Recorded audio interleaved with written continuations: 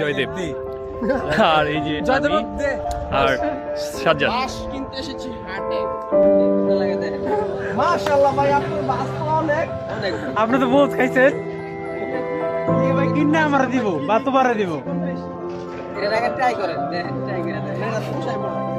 শীতের দিনে সকালবেলা ঘুম থেকে ওঠাটা কি যে একটা কষ্টের বিষয়, মনে হয় আমরা মোটামুটি সবাই এটা রিয়েলাইজ করি।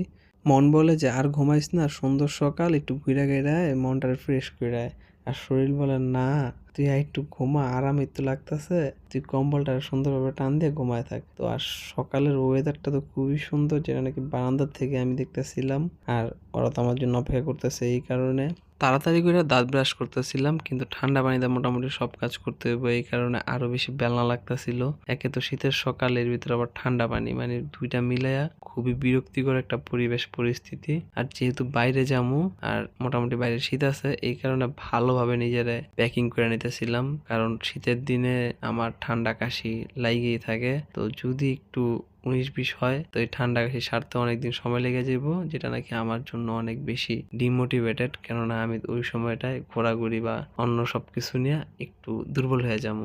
আর যেহেতু সকাল সকাল বেরোতেছি, টুকটাক কিছু খাওয়া দাওয়া তো করতে হইব, এই কারণে হালকা পাতলা কিছু খাওয়া দাওয়া করে নিতেছিলাম, কেননা এরপরে নেক্সট কোন সময় খাওয়া দাওয়া করি তার কোনো ঠিক নেই। বাসায় চা পাইছি তাই একটু খাওয়া দাওয়া করে নিছি। আর বাসায় দেখলাম লাড্ডু আছে, তো লাড্ডু নিয়ে লাড্ডুটা খাইতে খাইতে আমি বাসার থেকে বের হয়ে যেতেছিলাম, কেননা আমার জন্য অপেক্ষা করতেছে। আর সকালের পরিবেশ এটা আসলে খুবই সুন্দর একটা পরিবেশ, কেননা ওই সময়টায় লোকজন নাই বললেই চলে, একবারে খুবই অল্প পরিমাণে লোকজন থাকে। আর পুরো ওয়েদারটারে এনজয় করা যায়, মানে ধুলা মাটির পরিমাণ মানে নাই বাতাসে, সবকিছুই একটা ন্যাচারাল ভাইব লাগে। আর পুরো ওয়েদারটাই সুন্দর স্নিগ্ধতা ছড়ানো। আর মোটামুটি আমরা যে কয়জন আর কি ঘোরাঘুরির জন্য সকালে বের হয়েছি সবাই একত্র হয়ে গেছি।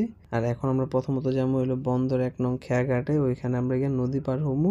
তারপর আমরা আমাদের নেক্সট যে গন্তব্য বা যেখানে যাওয়ার ওইখানে যাবো। এর ভিতরে শান্ত দেরি করতেছিল, তো শান্তর জন্য আমরা একটু দাঁড়ায় ছিলাম, ও আসছে পরে আমরা নৌকা নিয়ে বন্দর খেয়াঘাট পার হইলাম। আর প্রথমত আমরা চলে গেলাম হইলো গিয়া রসবাগিচায় গিয়া ওই দিন আমরা পুরো একটা ডিমোটিভেটেড হয়ে গেছি, কেননা ওই দিন রস শেষ হয়ে গেছে। তো আমরা সকালে গেছিলাম, কিন্তু রসের দেখার পাই নাই, তো রস আর খাইতে পারি নাই।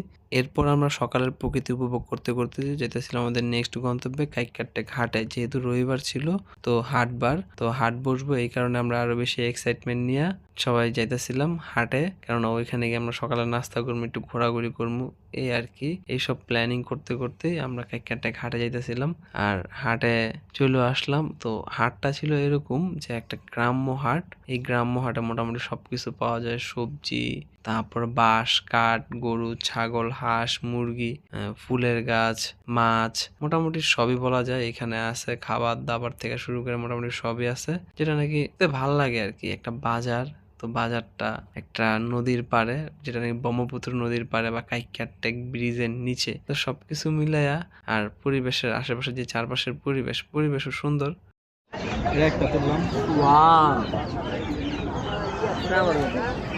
বড় ভাই, মুরগি কি আপনার? মুরগি কি কোন জায়গাতে ডিম পারে?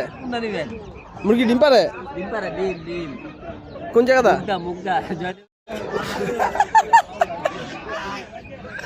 ভাই ডিম তো কি পবিত্র ডিম না? মুগদা পারে 1 নাম্বার না? হালাল ডিম। মুরগি ডিম পাচ্ছে না? শান্ত অলরেডি বাইরে রাখছে। শান্ত পাড়া রাখছে। পারে রাখছে। তা দে তোর মাস্টার থাকলে আমার পার্টনার ভাই, আমার পার্টনার।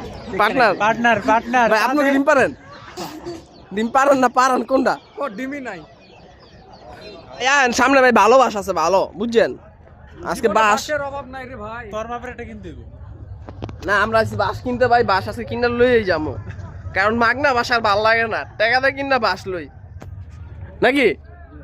চল আমরা আজকে আসলাম কাইকাট্টা ঘাটে, সবাই মিলে আসলাম। তো দেখি কি কিনা যায়। এই যে আমাদের সাথে সাজিদ আছে, সাজিদ, হাবিব, নন্দী এবং নাম কি জয়দেব, আর এই যে আর সাজ্জাদ। বাস কিনতে এসেছি হাটে, দিব বাস ওদেরকে।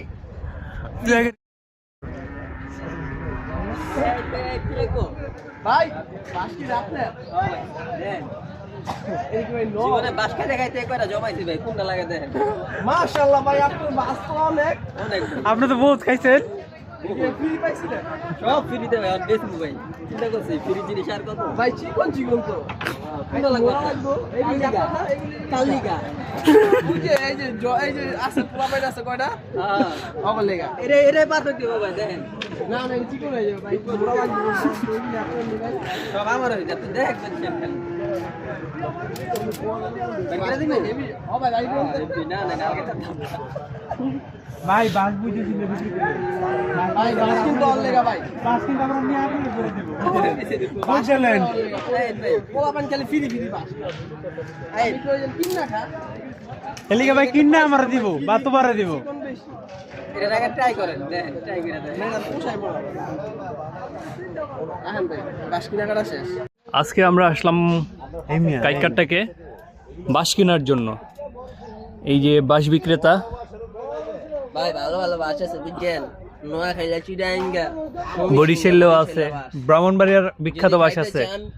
এই জলদি করে চলে আসেন ব্রহ্মপুত্র ওই- নদীর তীরে। আর এই যে শান্ত, হাটে।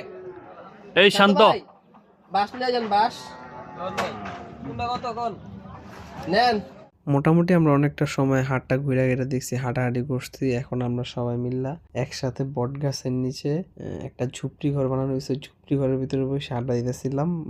আড্ডা দিতেছিলাম, নিজেরা দুষ্টামি ফাইজলামি মজার হাট্টা করতেছিলাম, যেটা নাকি খুবই সুন্দর একটা ভাইব দিতেছিল আমাদেরকে, যেটার কারণে আমরা নিজেদের মধ্যে হাসি মজা ঠাট্টা করতেছিলাম, ভালোই লাগতেছিল। কেট্টেঘাটের বিশেষ আকর্ষণীয় হইলো হাটবার দিন হাটে সকালবেলা নাস্তার যে দোকানগুলা ওইগুলা, কারণ একসাথে প্রায় অনেকগুলা দোকান বসে, নাস্তার দোকান, প্রতিটাই সাজানো গুছানো, মানে মিষ্টি আর দই দিয়া পুরো দোকানের সামনের অংশ সাজানো থাকে, আর সাথে পরোটা ভাজি ডাল ডিম এগুলোও থাকে। তো সবকিছু মিলে এই বাজারের এই অংশটা দেখতেও খুবই সুন্দর লাগে, যে না এখানে খাবারের যে দোকানগুলা একটার পর একটা সারিবদ্ধভাবে সিরিয়াল মেনটেন করে বসছে, তো বসছে অনেকগুলা দোকান, একটা দুইটা তিনটা চারটা এমন করে গুনতে দেখা যায় 20-25-30টার মতো দোকান হয়ে যায়। যেহেতু সকালে এখন পর্যন্ত নাস্তা করতে পারি নাই, তো নাস্তা করার জন্য বসে পড়ছি এই হাটের একটা দোকানের ভিতরে। নাস্তা করার পরে আমরা ঝুরি ভাজা, বেলের শরবত, তারপর গাট্টা এগুলা খাইতেছিলাম।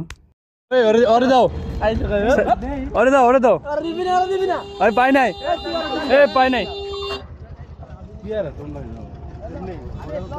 কে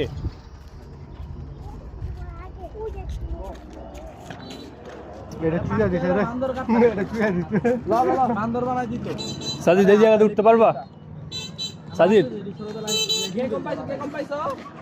যেহেতু ঘুম থেকে সকাল সকাল উঠছে, এই কারণে শরীরটা স্ট্রং করার জন্য চা খাইতেছিলাম কফি হাতে নিয়ে।